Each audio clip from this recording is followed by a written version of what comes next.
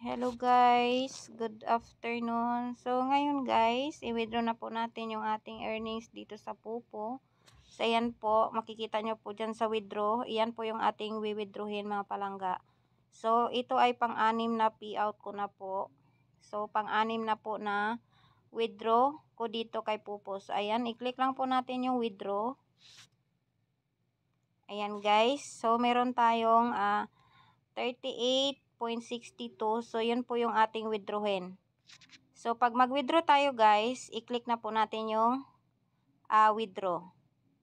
Then, confirm po natin.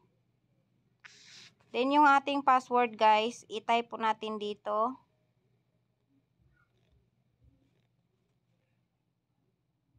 Yan po sa akin. So, kung makikita nyo po dyan, sa total amount for withdraw is 0 na po. Kasi nga, na withdraw na po natin.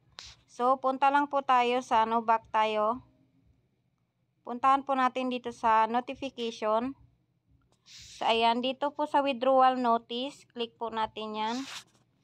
So, dito po guys, you have initiated the withdrawal request and system is reviewing it. So, check for details lang po natin yan. So, ayan, paying po. So, antayin po natin yan guys na mag-successful withdraw. So, ayan. Madali lang po yan mga palangga. Antayin nyo lang po na pumasok po dyan.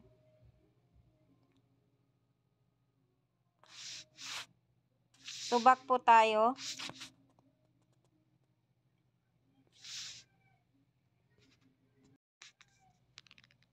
So, ayan guys. I-check lang po natin dito sa withdrawal notice. I-check natin ulit.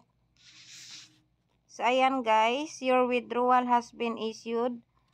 Please check whether the funds have arrived in your account. And the payment will be automatically confirmed after 2 hours. So, ayan na guys. I-check po natin yung detalye.